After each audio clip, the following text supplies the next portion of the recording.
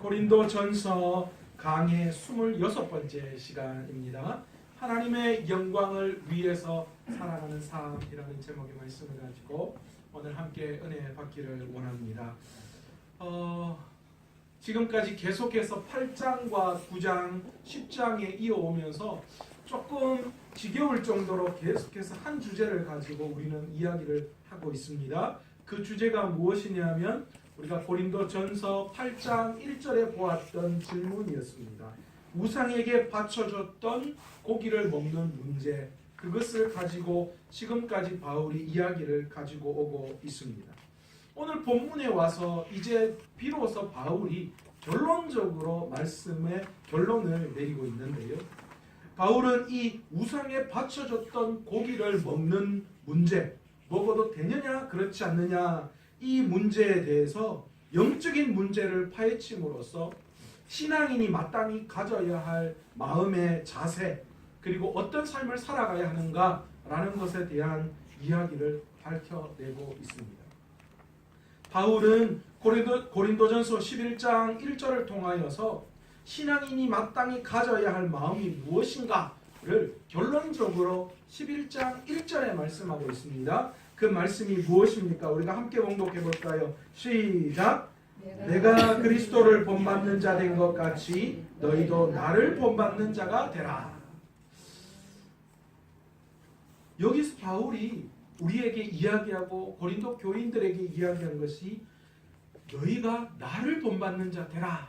내가 그리스도를 본받았던 것처럼 나를 본받는 자가 되라. 그렇게 우리에게 또 고린도 교인들에게 이야기하고 있어요. 사실 그런데 단순히 이 이야기만을 바라보면 약간은 좀 우리가 어감이 좋지 않게 받아들일 수도 있어요. 왜냐? 예를 들자면 제가 우리 이설매 집사님에게 이렇게 이야기하는 거예요. 집사님, 저 보세요.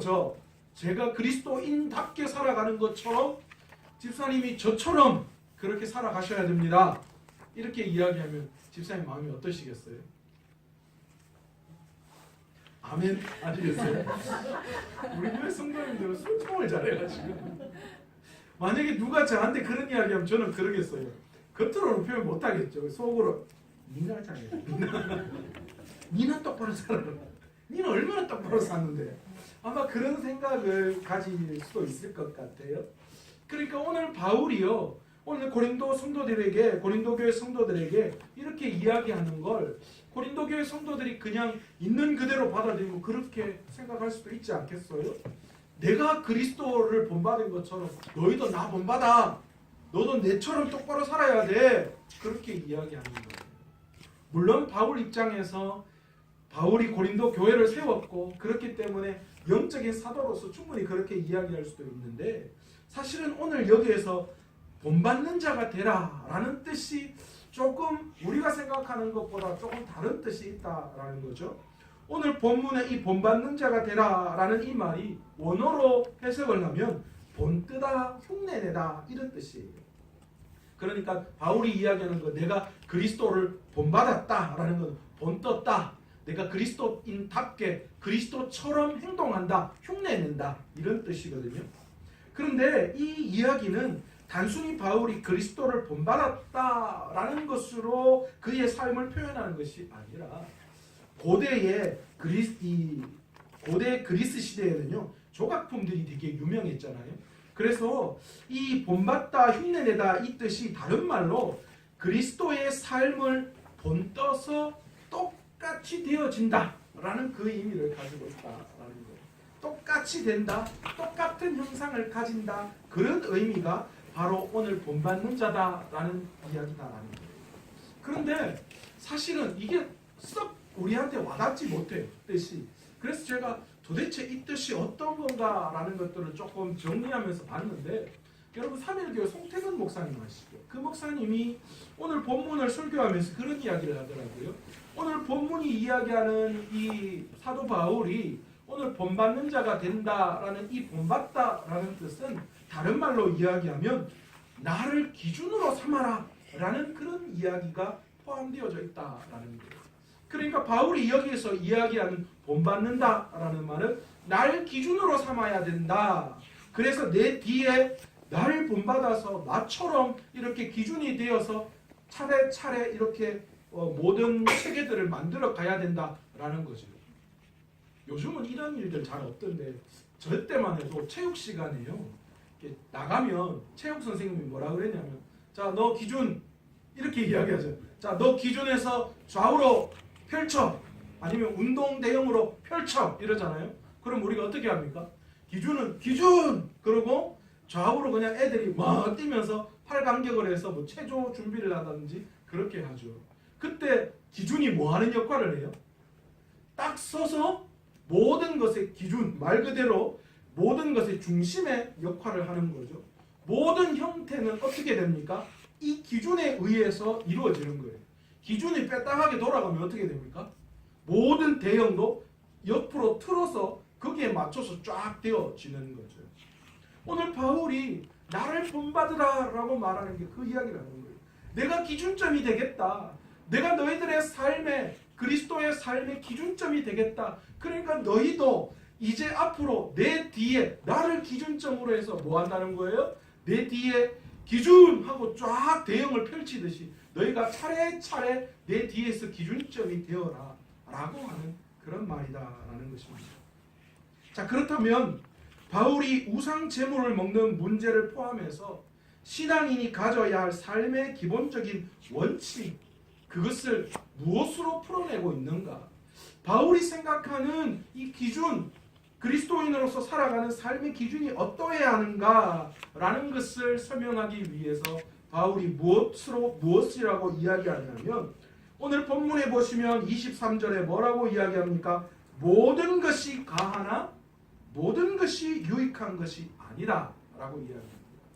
바울이 뭘 먼저 이야기하고 있어요? 모든 것이 가하다라는 것부터 이야기를 한다라는 거죠. 다른 말로 이야기하면 뭡니까? 뭐든지 할 수 있다라는 거예요. 이 바울이 뭐든지 할 수 있다라는 근거를 어디에서 찾아왔습니까? 사실은 우리가 앞장에 고린도전서 8장 4절에 보시면 그러므로 우상 제물은 아무것도 아니라고 했어요. 왜요? 우상 자체가 아무것도 아니기 때문에 우상에게 드려진 것은 아무것도 아니다라는 거죠. 그러니까 서두에서 바울이 뭐라고 이야기했어요? 너희가 우상 제물을 먹는 거 아무렇지도 않다. 그냥 먹어도 된다. 그렇게 이야기했어요. 물론 뒤에 단서를 달았습니다. 그런데 오늘 본문에 바울도 마찬가지 이야기를 합니다. 그리스도인이라면 모든 것이 가하다라는 거예요. 왜요? 율법과 죄로 말미암아 우리 그리스도 안에서 우리는 다 자유를 얻었어요. 그러니까 모든 것들을 우리가 그리스도 안에서 자유롭게 할 수 있는 그런 능력이 있다라는 거죠.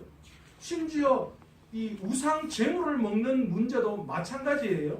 사실은 이 우상 제물을 먹는 문제에 대해서 바울이 시편 23편을 통하여서 그 시편 24편을 인용해서 이야기를 했습니다.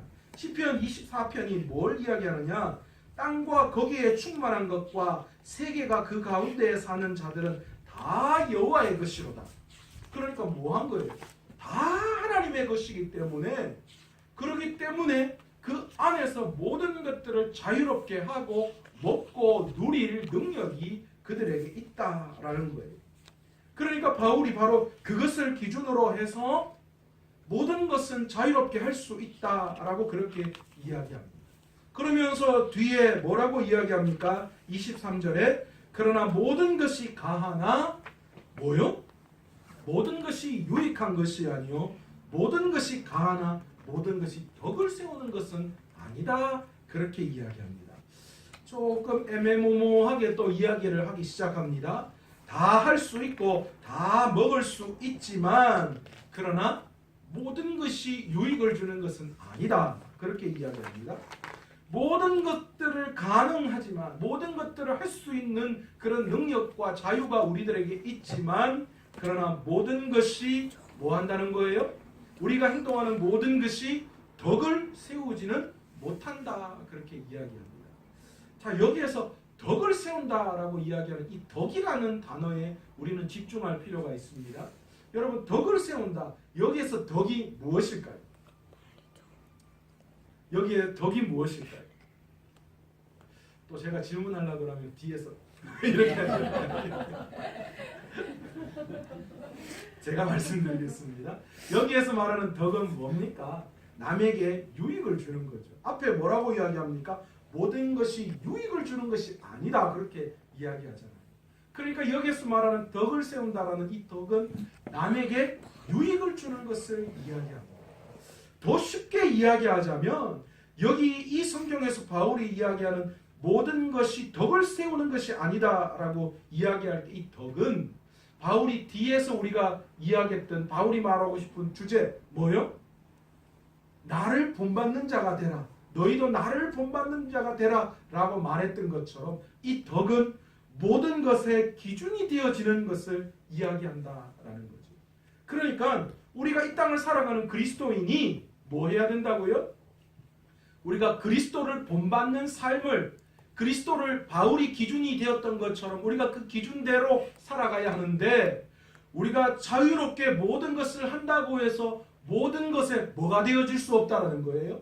모든 것의 기준이 되어질 수 없다라는 것을 이야기하고 있습니다. 자, 이런 의미에서 바울이 25절에 이렇게 이야기합니다. 무릇 시장에서 파는 것은 이렇게 이야기해요. 자, 앞에서 정의를 내렸습니다. 모든 것이 다 유익이 아니고 모든 것이 다 덕을 세우는 것이 아니다. 모든 것이 다 가하지만 모든 것이 기준이 되어지는 것이 아니다. 라고 그렇게 이야기하면서 이야기한 것이 뭐냐? 무릇 시장에서 파는 것은 뭐 하라는 거예요?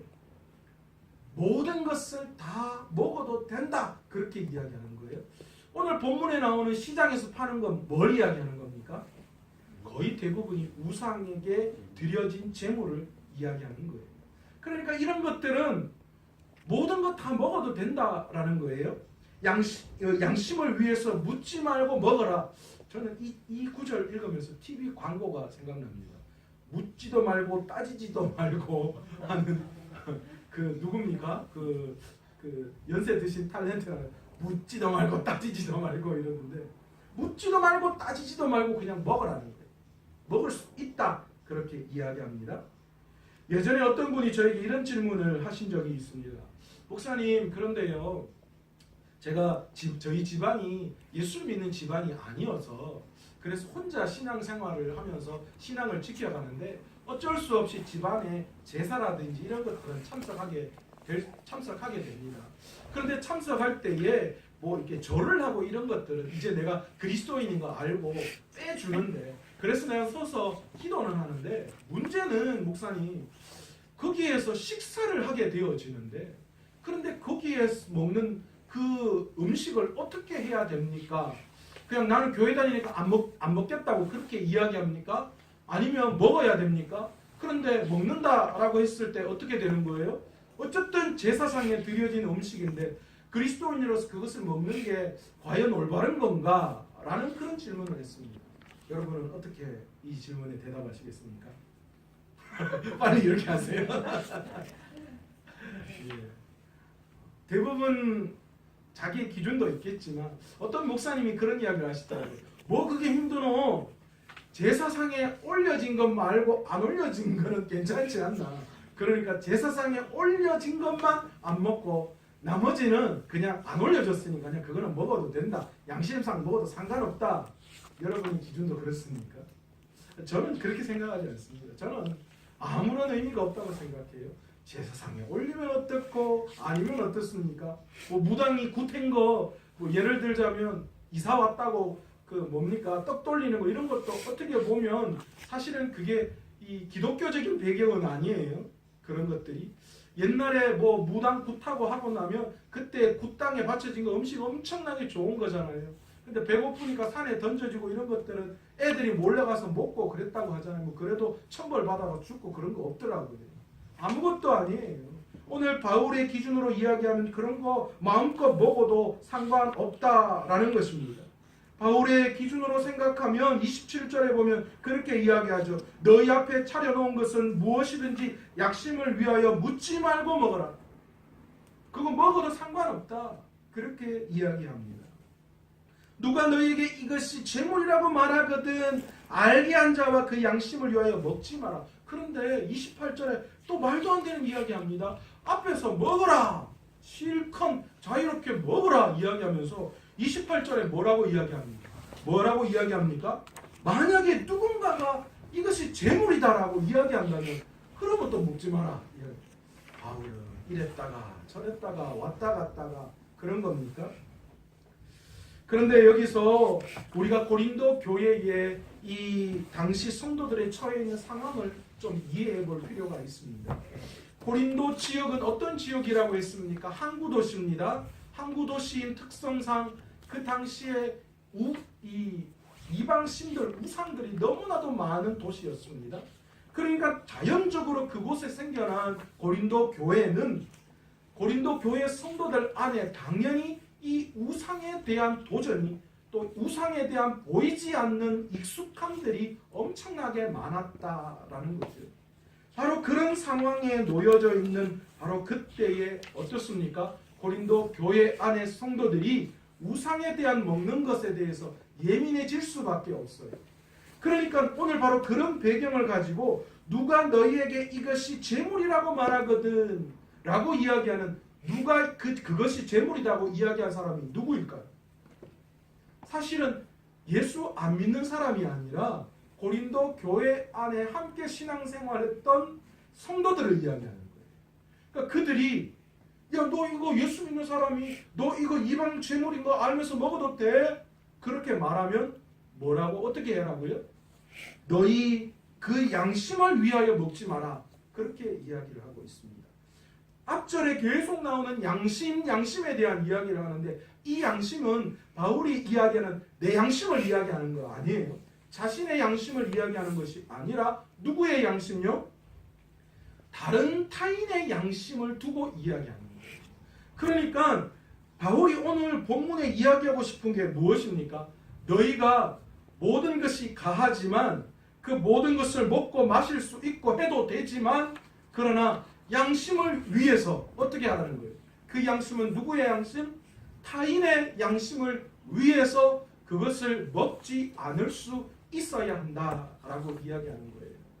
자, 그렇게 되니까 고린도 교회 안에서 성도들이 좀 의아해 생각하는 부분들이 있습니다. 그게 무엇입니까? 오늘 본문에 보시면 29절입니다. 그렇다면 왜 내 자유가 남의 양심에 의해서 판단을 받아야 합니까? 그렇게 또 바울이 직접적으로 고린도 교회 성도들이 가질 수 있는 그런 이야기를 하고 있어요. 우리도 그렇게 생각하잖아요. 아니 도대체 양심은 내 양심이 중요한 거지 남의 양심 보고 우리가 왜 이렇게 저렇게 해야 합니까? 30절에는 더 하죠. 그냥 내가 감사함으로 그 음식을 먹는 거 그렇다면 되는 거 아닙니까? 내가 왜 다른 사람에 대해서 내가 감사하고 내가 먹으면 되지 왜 내가 그런 것 때문에 다른 사람의 비난을 받아야 합니까? 라고 반문을 하고 있는 거예요. 그런데 거기에 대한 답을 31절에 뭐라고 이야기하고 있습니까? 바울이 네가 왜 다른 사람의 양심에 의해서 먹지 말아야 하는가에 대한 결론을 맺고 있는데 그 결론이 31절에 여러분은 먹든지 마시든지 무엇을 행하든지 모든 것을 다 누구를 위하여요? 하나님의 무엇을 위하여요? 영광을 위해서 해야 되기 때문입니다.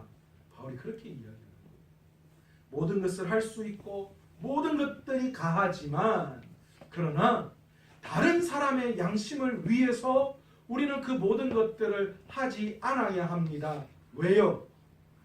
우리의 행동이 덕을 세워야 하기 때문에 다른 타인의 사람의 기준이 되어져야 하기 때문에 그렇기 때문에 우리는 그 모든 것을 하지 말아야 합니다. 왜냐하면 우리의 삶이 하나님의 영광을 드러내는 삶을 살아야 하기 때문입니다. 그렇게 이야기를 하고 있다는 거죠. 그렇게 이야기하면서 오늘 본문 32절에 뭐라고 이야기합니까? 여러분은 유대인이나 헬라인 그러니까 그리스인을 말하는 거죠. 이 모든 사람들이 하나님의 교회에서 걸려 넘어지는 그런 사람이 되어서는 걸려 넘어지게 하는 사람이 되어서는 안 된다라는 거예요. 우리의 행동 우리의 모든 것들을 통하여 다른 사람이 걸려 넘어져서는 결코 안 된다. 우리가 그런 행동을 해서는 안 된다라는 라는 것을 이야기하고 33절에 결론을 짓고 있습니다. 뭐라고 이야기합니까? 함께 한번 읽어볼까요? 시작! 나와 같이 모든 일에 모든 사람을 기쁘게 하여 자신의 유익을 구하지 아니하고 많은 사람의 유익을 위하여 그들로 구원을 받게 하라. 바울의 행동의 기준이 무엇입니까? 첫 번째, 모든 사람이 기뻐야 한다는 거예요. 두 번째는 무엇입니까? 많은 사람들의, 내 혼자의 유익이 아니라 많은 사람들의 유익을 위해서 살아야 한다라는 거죠. 세 번째 뭡니까? 모든 사람들이 구원을 받기 위한 그 일들에 내가 쓰여져야 한다. 내 삶이 그렇게 되어져야 한다. 그것을 이야기를 하고 있습니다. 여러분, 오늘 이 땅의 삶을 살아가는 세상의 많은 사람들이 삶의 원칙을 어디에 두고 있습니까? 그리스도인이든 그렇지 않든 간에 세상 사람들의 삶의 원칙은 무엇입니까? 돈을 버는 거예요. 이익을 창출하는 거예요. 그래서 이 땅에 조금 더 나은 삶을 살아가려고 하는 것, 그것이 어쩌면 우리 모두의 생각입니다. 다들 다른 이유는 되지만 그러나 궁극적으로는 돈을 벌는 거예요. 조금 더 나은 삶을 살기 위한 거예요. 여러분, 세상에 세 가지의 거짓말이 있다고 하잖아요. 첫 번째가 뭡니까? 나이 든 사람이 뭐예요? 내 빨리 죽어야 한다. 빨리 죽어야 한다. 제가 지난번에 한번 말씀드렸죠. 저희 권사님 중에, 제가 아는 권사님 중에 한 분이 계신데 어머니가 90 넘으신 노모예요. 요양원에 계신데 갑자기 이분이 저를 데리고, 우리 어머니가 오늘 내일 하시니까 가서 목사님 임종 예배를 드려달라고 그러시더라고요. 그래서 제가 놀라서 갔더니만 임종 예배를 드릴 상황은 아닌 것 같더라고요. 근데 거기에서 우리 권사님이 갑자기 느닷없이 엄마, 목사님 오셨다, 임종 예배 드리자, 그렇게 이야기를 한 거예요. 그랬더니만 그 90이 넘은 노모께서 얼굴을 싹 하시더니 고개를 탁 돌리시더라고요. 제가 깜짝. 근데 제가 신방 갈 때마다 그 노 권사님이 저한테 뭐라고 하셨냐면, 아이고 목사님, 내가 빨리 죽어야 하는데, 아이고 내가 빨리 죽어야 하는데 하나님은 나를 언제 데리고 가시려고, 맨날 그러신 분이거든요. 그런데 임종 예배 드리자고 그러니까 고개가 확 돌아가시더라고요. 그러니까 나이 드신, 연세 드신 분이 내 빨리 죽어야 한다, 그거 거짓말이에요. 또 두 번째 뭡니까? 노처녀가 나는 절대로 시집 안 간다라는 말은 그건 거짓말이다라고 해요. 그리고 장사꾼이 뭐 하는 거예요? 밑지고 판다, 안 남는다, 그런 거 다 거짓말. 그러면 뭐 자기는 뭘 갖고 장사합니까? 맨날 밑지고 장사하면 장사를 왜 합니까? 그죠? 우리도 마찬가지인 것 같아요. 우리도 뭔가 다른 것으로 포장되어져 있고 뭔가 다른 것을 이야기하지만, 그러나 그 속은 뭡니까? 어쨌든 돈을 좀 많이 벌고 좀 넉넉한 삶을 살아가고 싶은 게 어쩌면 우리뿐만이 아니라 세상 사람들의 삶의 기준이다라는 것이죠. 여러분, 이 땅을 살아가는 사람들의 삶의 기준은 바로 돈을 벌고 좀 넉넉한 삶을 살기 위함인데, 그 원칙을 어디에 둡니까? 조금 더 빨리, 조금 더 많이, 조금 더 쉽게 그것을 이루려고 하는 것, 그게 그들의 삶의 원칙 아니겠습니까? 삶의 방향, 목표가 조금 더 돈을 많이 벌어서 넉넉함이라면 그것을 이루기 위해서 그들의 삶의 원칙을 세우는 게 빨리, 조금 더 빨리, 많이, 쉽게 버는 것. 여러분, 그게 사실 저도 그렇고 여러분들, 모든 사람들 마음 안에 있는 거 아니에요. 똑같은 만약에 월급을 준다면 조금 더 일이 편한 곳에 가고 싶은 생각이 우리 아닙니까? 똑같은 월급 준다면 조금 더 적게 일하는 곳, 그런 곳에 가고 싶은 게 우리의 생각이 맞습니다. 그런데 여러분, 우리가 냉정하게 한번 생각해 봅시다. 이런 사람들은 어디에 가면 많이 벌 수 있습니까? 더 빨리, 더 많이, 더 쉽게, 이 세 가지를 만족시키려고 하는 사람들이 가는 곳이 있습니다. 우리 지역에도 있습니다. 그곳은 담장이 높습니다. 자기 마음대로 할 수 없는 곳입니다. 어느 곳입니까? 예, 그렇죠. 여러분, 사기꾼들, 아니면 누군가를 속여서 하고 싶은 거, 여러분 조금 더 이걸 직설적으로 이야기하면 그런 마음 아니에요. 사실 우리가 일한 만큼 벌어야 되는 거 아니겠습니까? 우리가 노력하고 애쓴 만큼 벌어야 되는 거 아니겠습니까? 그런데 우리의 마음속에는 여전히 그런 마음이 없다라는 거예요. 조금 더 도덕적인 사람들은 삶의 기준을 이렇게 잡기도 합니다. 내가 일한 만큼 정직하게 많이 벌겠습니다. 그런데 여러분, 세상 사람들이 다 그런 기준으로 살아간다 하더라도 우리 그리스도인은 이 땅을 살아가면서 우리의 삶의 기준이 무엇이 되어야 할까요? 어떤 삶을 살아야 할까요? 우리 하나님이 원하시는 삶은 어떤 삶일까요? 율법의 기준으로, 도덕적인 기준으로 정하고 부정한 것, 이런 것들을 기준으로 내세워서 살아가는 것, 여러분, 그것이 하나님이 원하시는 삶일까요? 여러분, 우리의 삶은 어떤 삶이 되어야 하느냐? 많은 사람들의 덕을 세우는 삶을 살아가야 하는 것도 있습니다. 그게 우리의 삶의 기준이 되어져야 합니다. 그것이 바로 하나님의 영광을 위한 삶이기 때문입니다. 여러분, 제가 좋아하는 문장이 하나 있습니다. 그게 무엇이냐? 우리는, 그리스도인은 성경을 보고 하나님을 알 수 있습니다. 그러나 세상 사람들은 바로 그리스도를 믿는 신앙인들을 보고 예수님이 어떤 분이신지를 보고 알 수 있다라는 것이죠. 그러니까 우리가 다 예수님의 얼굴이라는 사실을 우리는 날마다 깨닫고 살아가야 하는 거예요. 여러분, 세상이 왜 이렇게 변하지 않는다고 생각하십니까? 왜 세상 사람들이 그리스도인을 욕한다고 생각하십니까? 다 이유가 어디에 있습니까? 우리 그리스도인이 그리스도인답게 살아가지 못했기 때문에, 그리스도인이 살아가야 할 삶의 기준인 덕을 세우면서 살아가야 하는 그 삶, 그리고 하나님의 영광을 나타내야 할 그 삶을 우리가 제대로 살아가고 있지 못하기 때문이라는 거예요. 여전히 우리도 세상의 기준대로 돈을 벌어 조금 더 넉넉한 삶을 살기 위한 그 삶이 우리의 목표였기 때문에 전혀 세상 사람들이 우리를 바라보며 예수 그리스도를 느끼지 못하고 있는 거예요. 그것이 오늘 우리가 살아가는 바로 그런 삶의 문제다라는 거예요. 우리의 삶은 어떤 삶이 되어야 하는가? 그렇기 때문에 우리는 하나님을 보여주는 삶을 살아야 합니다. 내 모습 속에서, 내 말 속에서, 내 행동 속에서 진정한 그리스도가 드러나야 한다라는 것이죠. 여러분, 우리가 살아가는 힘이 어디에 있습니까? 세상 사람들은 왜 돈을 벌고 넉넉함을 추구하면서 그것이 그들의 삶의 목적이 되어 있습니까? 그것은 그들의 사는 힘이, 세상 사람들이 사는 힘이 세상이기 때문에, 돈이기 때문에, 넉넉함이기 때문에, 그들이 추구하는 것이 돈인 이유는 그들이 살아가기 위해서 힘이라고 생각하는 것이 돈이기 때문이죠. 지혜이기 때문이죠. 명예이기 때문이죠. 그래서 그 사람들은 그렇게 그것을 추구하려고 노력하고 애쓰는 겁니다. 그렇다면 우리 그리스도인이 살아가는 힘은 무엇입니까? 오늘 우리가 살아가는 힘이 어디에 있습니까? 세상입니까? 돈입니까? 지식입니까? 명예입니까? 그것이 오늘 우리를 살아가게 하는 것입니까? 아닙니다.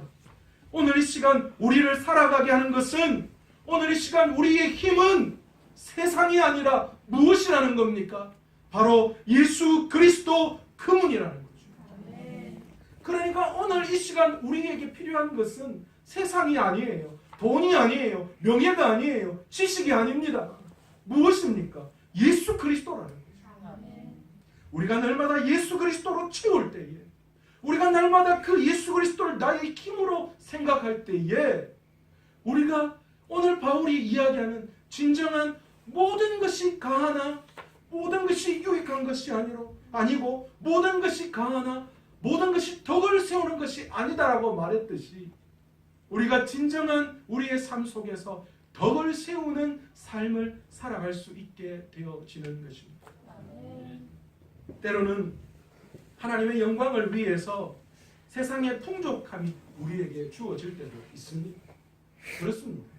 예수 믿는 사람들 중에 뭔가 넉넉함들로 말미암아 뭔가 좀 여유로운 삶을 살아가는 것처럼 보여지는 분들 많이 있습니다.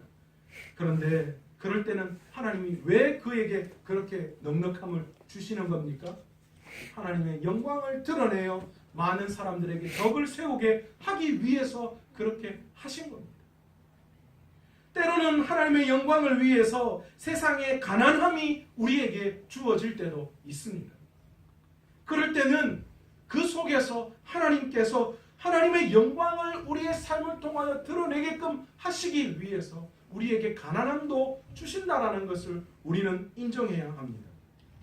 우리는 세상 사람들과 그렇기 때문에 다 똑같아서는 안 되는 거예요. 넉넉함을 바라보고 단순히 그냥 그 넉넉함을 나에게 달라고 기도하는 것이 아니라 이 가난함 속에서도 어떻게 해야 한다고요? 하나님의 영광을 가리지 않도록 하나님 이 가난 속에서도 하나님의 영광이 드러날 수 있도록 해달라고 기도하는 삶이 우리가 살아가야 할 삶이랍니다. 넉넉함 속에서 산다면 그 넉넉함을 통하여서 하나님 나에게 주신 이 넉넉함을 하나님의 영광을 위해서 내가 어떻게 사용해야 합니까?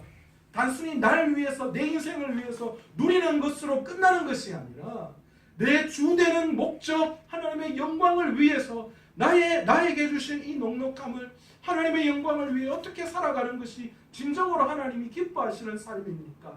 우리가 그렇게 기도하면서 나아갈 수 있어야 한다는 거죠. 바울은 우리가 아침에 눈을 뜨고 밤에 잠자는 시간 동안 행하는 모든 그 일들 가운데에 하나님의 영광을 위해서 우리의 삶이 드려져야 한다라는 것을 말하고 있습니다. 우리가 매 순간 선택하고 행동하는 모든 삶의 기준, 그것이 바로 하나님의 영광, 많은 사람들에게 덕을 세우는 일, 그것이 되어야 한다라는 것을 오늘 우리에게 말씀하고 있습니다. 왜 그것이 중요합니까? 그것이 기준점이 되기 때문에. 여러분, 우리도 지금까지 믿음의 길을 걸어왔던 믿음의 선진들의 그 기준점을 보고 오늘 우리가 달려가고 있는 거예요. 성경에 나온 위대한 인물들을 보고 우리는 그 인물들의 그 삶을 기준점으로 삼아 우리가 신앙생활을 하고 있는 거죠. 가까운 데도 마찬가지잖아요. 손양원 목사님부터 시작해서 여러분 우리가 많은 믿음의 선조들을 우리가 바라보았던 그 선조들의 믿음의 기준을 우리는 보는 거예요. 우리도 저렇게 믿음 안에 순교해야 되겠다. 우리도 저렇게 주를 위하여 영광의 물질을 드리고 선교하고 교회를 세우고 하나님의 영광을 위하여 살아야 되겠다. 그 기준을 바라보잖아요. 오늘 우리 다음 세대에게도 우리를 바라보고 있는 세상 사람들에게도 우리를 바라보고 있는 자녀들에게도 우리의 믿음이 기준이 되어져야 한다는 거죠. 그 덕을 위해서 우리는 살아가야 한다는 거죠. 바로 그것이 하나님의 영광을 위하는 삶임을 우리가 깨닫고 결코 우리의 이 기준점이 잘못되어서 우리 뒷세대들 아니 어쩌면 우리를 보고 예수를 믿어야 할 많은 사람들에게 그 덕을 세우는 그 기준점이 잘못되어서 엉뚱하게 모든 것들이 이루어지지 않도록 지켜낼 수 있는 저와 여러분 되시기를 원합니다. 도리어 많은 사람들이 우리의 행동과 우리의 생각을 보고 우리가 걸림돌이 되어서 걸려 넘어지게 하는 행동이 우리 가운데 나오지 않아야 하는 줄로 믿습니다. 오늘의 시간 말씀 가운데 저희들 한번 돌아보기를 원합니다. 하나님, 혹시 내 삶 가운데에 하나님 기준점이 되어서 그 속에 하나님의 영광을 드러내야 할 삶을 살아가야 하는 우리들이 혹시나 많은 사람들을 걸려 넘어지게 한 행동들이 있었다면 오늘 이 시간 말씀 가운데 철저히 회개할 수 있는 저와 여러분 되시기를 원합니다. 왜냐하면 우리는 하나님의 영광을 위하여 태어났고 그 영광을 이루어내야 하기 때문에 가난하기 때문에 아니면 부하기 때문에 이루었다. 아니요. 하나님은 그렇게 생각하시지 않습니다. 그러기에 오늘도 우리 말씀을 통하여서 주님, 내가 하나님의 영광을 위하여 바른 기준점을 가지고 나아가겠습니다. 그렇게 믿음으로 고백하며 귀한 우리의 삶을 걸어갈 수 있는 저와 여러분 되시기를 간절히 축원합니다. 오늘 이 시간 말씀을